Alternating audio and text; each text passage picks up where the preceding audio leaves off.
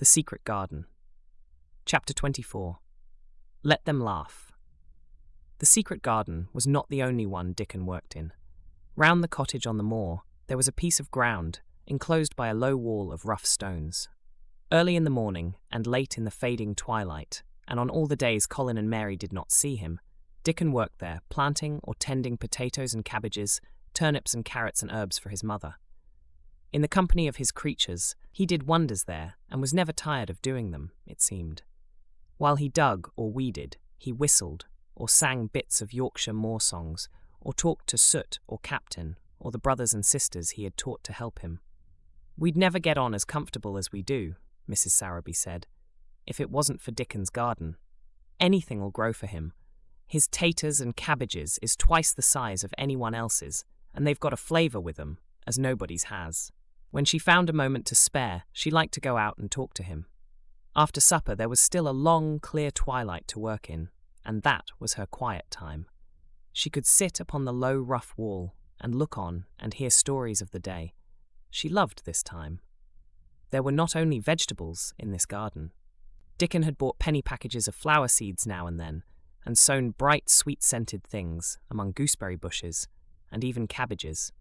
And he grew borders of mignonette and pinks and pansies and things whose seeds he could save year after year, or whose roots would bloom each spring and spread in time into fine clumps. The low wall was one of the prettiest things in Yorkshire, because he had tucked moorland foxglove and ferns and rock cress and hedgerow flowers into every crevice until only here and there glimpses of the stones were to be seen.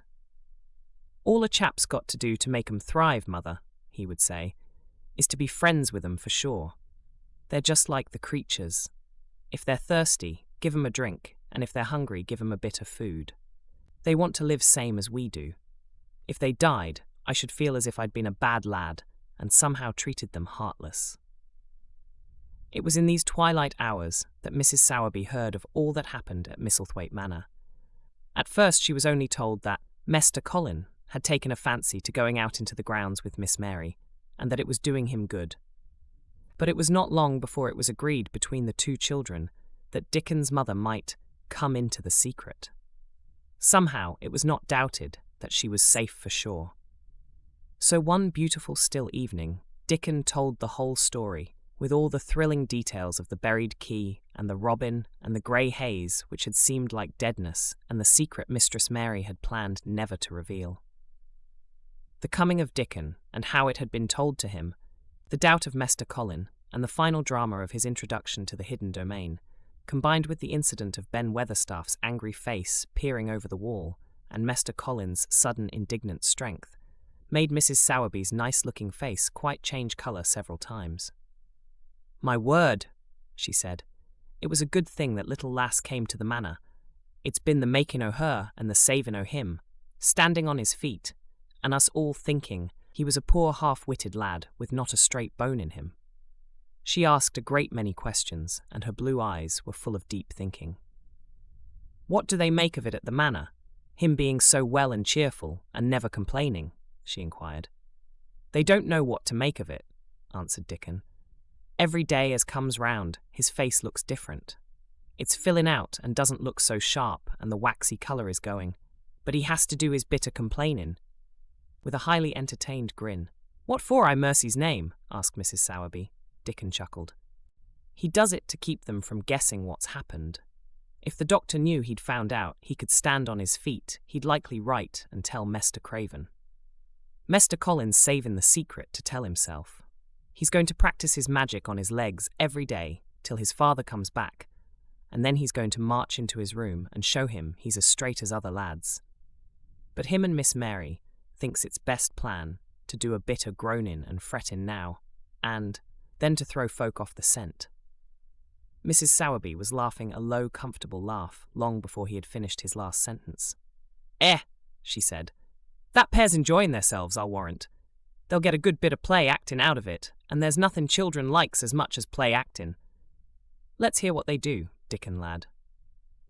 Dickon stopped weeding and sat up on his heels to tell her. His eyes were twinkling with fun. "Mester Colin is carried down to his chair every time he goes out," he explained, and he flies out at John, the footman, for not carrying him careful enough. He makes himself as helpless looking as he can, and never lifts his head until we're out of sight of the house. And he grunts and frets a good bit when he's being settled into his chair. Him and Miss Mary's both got to enjoying it, and when he groans and complains, she'll say, "Poor Colin, does it hurt you so much? Are you so weak as that? Poor Colin." But the trouble is that sometimes they can scarce keep from bursting out laughing. When we get safe into the garden, they laugh till they've no breath left to laugh with. And they have to stuff their faces into Mester Colin's cushions to keep the gardeners from hearing, if any of 'em's about. "The more they laugh, the better for 'em," said Mrs. Sowerby, still laughing herself. "Good healthy child, laughing's better than pills any day of the year.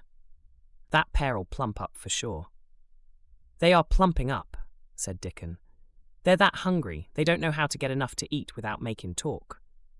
Mester Colin says if he keeps sending for more food, they won't believe he's an invalid at all. Miss Mary says she'll let him eat her share, but he says that if she goes hungry, she'll get thin, and they mun both get fat at once." Mrs. Sowerby laughed so heartily at the revelation of this difficulty that she quite rocked backward and forward in her blue cloak, and Dickon laughed with her. "I'll tell thee what, lad," Mrs. Sowerby said when she could speak. "I've thought of a way to help 'em. When the goes to 'em in the mornings, they shall take a pail of good new milk, and I'll bake 'em a crusty cottage loaf or some buns with currants in 'em, same as you children like. Nothing so good as fresh milk and bread. Then they could take off the edge o' their hunger while they were in their garden, and the fine food they get indoors 'ud polish off the corners." Mother," said Dickon admiringly, "what a wonder thou art. Thou always sees a way out o' things." They was quite in a pother yesterday. They didn't see how they was to manage without ordering up more food. They felt that empty inside.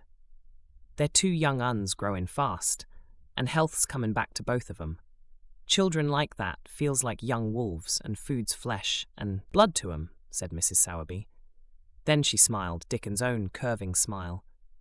But they're enjoying themselves for sure, she said. She was quite right, the comfortable, wonderful mother creature.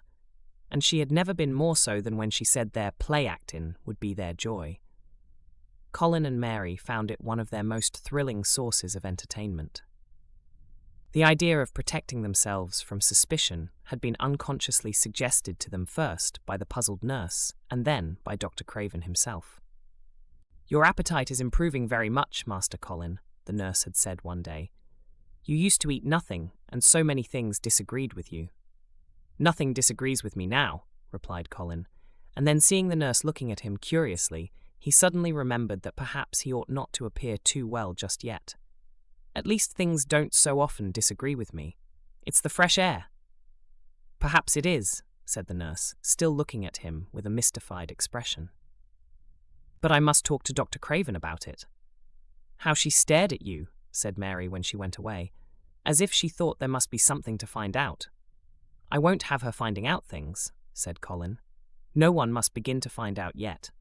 When Dr. Craven came that morning, he seemed puzzled also. He asked a number of questions, to Colin's great annoyance. "You stay out in the garden a great deal," he suggested. "Where do you go?" Colin put on his favourite air of dignified indifference to opinion. "I will not let anyone know where I go," he answered. "I go to a place I like. Everyone has orders to keep out of the way. I won't be watched and stared at. You know that. You seem to be out all day, but I do not think it has done you harm. I do not think so. The nurse says that you eat much more than you have ever done before." "Perhaps," said Colin, prompted by a sudden inspiration. "Perhaps it is an unnatural appetite." "I do not think so, as your food seems to agree with you," said Dr. Craven. "You are gaining flesh rapidly, and your colour is better." Perhaps I am bloated and feverish," said Colin, assuming a discouraging air of gloom. "People who are not going to live are often different." Dr. Craven shook his head. He was holding Colin's wrist, and he pushed up his sleeve and felt his arm. "You are not feverish," he said thoughtfully, "and such flesh as you have gained is healthy. If we can keep this up, my boy, we need not talk of dying. Your father will be very happy to hear of this remarkable improvement." "I won't have him told," Colin broke forth fiercely. It will only disappoint him if I get worse again, and I may get worse this very night. I might have a raging fever. I feel as if I might be beginning to have one now. I won't have letters written to my father. I won't. You are making me angry, and you know that is bad for me. I feel hot already. I hate being written about and being talked over as much as I hate being stared at. Hush, my boy, Dr. Craven soothed him. Nothing shall be written without your permission. You are too sensitive about things. You must not undo the good which has been done. He said no more about writing to Mr. Lee Craven, and when he saw the nurse, he privately warned her that such a possibility must not be mentioned to the patient. The boy is extraordinarily better, he said. His advance seems almost abnormal, but of course he is doing now of his own free will what we could not make him do before. Still, he excites himself very easily, and nothing must be said to irritate him. Mary and Colin were much alarmed and talked together anxiously. From this time dated their plan of play-actin. I may be obliged to have a tantrum, said Colin regretfully. I don't want to have one, and I'm not miserable enough now to work myself into a big one. Perhaps I couldn't have one at all. That lump doesn't come in my throat now, and I keep thinking of nice things instead of horrible ones. But if they talk about writing to my father, I shall have to do something. He made up his mind to eat less. But unfortunately it was not possible to carry out this brilliant idea when he wakened each morning with an amazing appetite, and the table near his sofa was set with a breakfast of homemade bread and fresh butter, snow-white eggs, raspberry jam, and clotted cream. Mary always breakfasted with him, and when they found themselves at the table, particularly if there were delicate slices of sizzling ham sending forth tempting odours from under a hot silver cover, they would look into each other's eyes in desperation. I think we shall have to eat it all this morning, Mary, Colin always ended by saying. We can send away some of the lunch and a great deal of the dinner. But they never found they could send away anything, and the highly polished condition of the empty plates returned to the pantry awakened much comment. I do wish, Colin would say also, I do wish the slices of ham were thicker, and one muffin each is not enough for any one. It's enough for a person who is going to die, answered Mary when first she heard this, but it's not enough for a person who is going to live. I sometimes feel as if I could eat 3, when those nice fresh heather and gorse smells from the moor come pouring in at the open window. The morning that Dickon, after they had been enjoying themselves in the garden for about 2 hours, went behind a big rose bush and brought forth 2 tin pails, and revealed that one was full of rich new milk, with cream on the top of it, and that the other held cottage-made currant buns, folded in a clean blue and white napkin, buns so carefully tucked in that they were still hot. There was a riot of surprised joyfulness. What a wonderful thing for Mrs. Sowerby to think of. What a kind, clever woman she must be. How good the buns were, and what delicious fresh milk. Magic is in her just as it is in Dickon, said Colin. It makes her think of ways to do things. Nice things. She is a magic person. Tell her we are grateful, Dickon, extremely grateful. He was given to using rather grown-up phrases at times. He enjoyed them. He liked this so much that he improved upon it. Tell her she has been most bounteous, and our gratitude is extreme. And then, forgetting his grandeur, he fell to and stuffed himself with buns and drank milk out of the pail in copious draughts, in the manner of any hungry little boy who had been taking unusual exercise and breathing in moorland air, and whose breakfast was more than 2 hours behind him. This was the beginning of many agreeable incidents of the same kind. They actually awoke to the fact that as Mrs. Sowerby had 14 people to provide food for, she might not have enough to satisfy 2 extra appetites every day. So they asked her to let them send some of their shillings to buy things. Dickon made the stimulating discovery that in the wood in the park outside the garden, where Mary had first found him piping to the wild creatures, there was a deep little hollow where you could build a sort of tiny oven with stones and roast potatoes and eggs in it. Roasted eggs were a previously unknown luxury, and very hot potatoes with salt and fresh butter in them were fit for a woodland king, besides being deliciously satisfying. You could buy both potatoes and eggs and eat as many as you liked, without feeling as if you were taking food out of the mouths of 14 people. Every beautiful morning, the magic was worked by the mystic circle under the plum tree, which provided a canopy of thickening green leaves after its brief blossom time was ended. After the ceremony, Colin always took his walking exercise, and throughout the day, he exercised his newly found power at intervals. Each day he grew stronger, and could walk more steadily and cover more ground. And each day, his belief in the magic grew stronger, as well it might. He tried one experiment after another as he felt himself gaining strength, and it was Dickon who showed him the best things of all. "Yesterday," he said one morning after an absence, "I went to Thwaite for Mother, and near the Blue Cow Inn I seed Bob Haworth. He's the strongest chap on the moor. He's the champion wrestler, and he can jump higher than any other chap and throw the hammer farther. He's gone all the way to Scotland for the sports some years. He's knowed me ever since I was a little and he's a friendly sort, and I axed him some questions.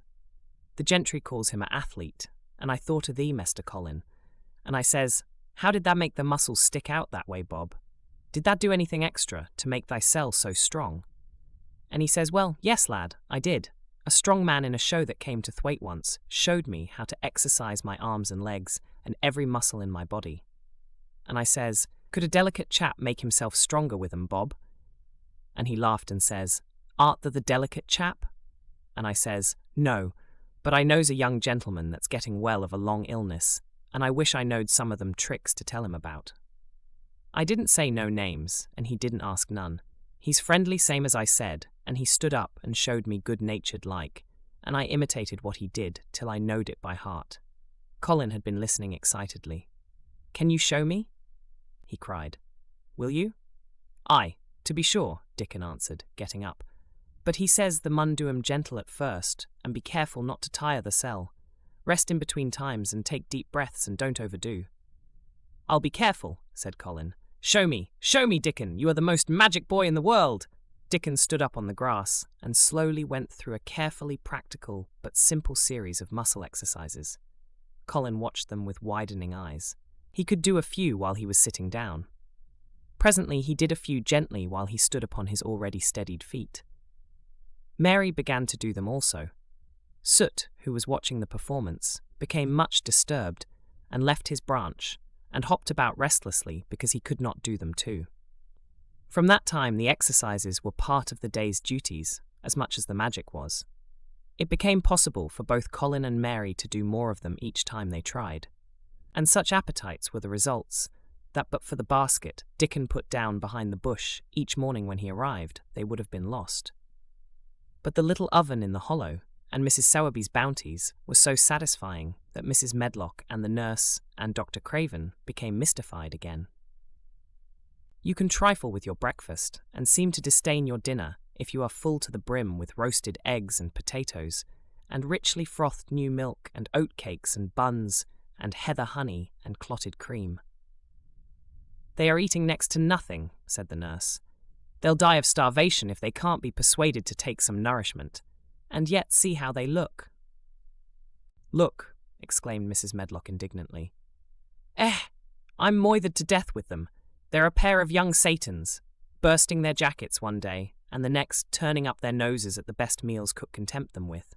Not a mouthful of that lovely young fowl and bread sauce did they set a fork into yesterday, and the poor woman fair invented a pudding for them. And back it's sent. She almost cried. She's afraid she'll be blamed if they starve themselves into their graves. Dr. Craven came and looked at Colin long and carefully. He wore an extremely worried expression when the nurse talked with him and showed him the almost untouched tray of breakfast she had saved for him to look at. But it was even more worried when he sat down by Colin's sofa and examined him. He had been called to London on business and had not seen the boy for nearly 2 weeks. When young things begin to gain health, they gain it rapidly.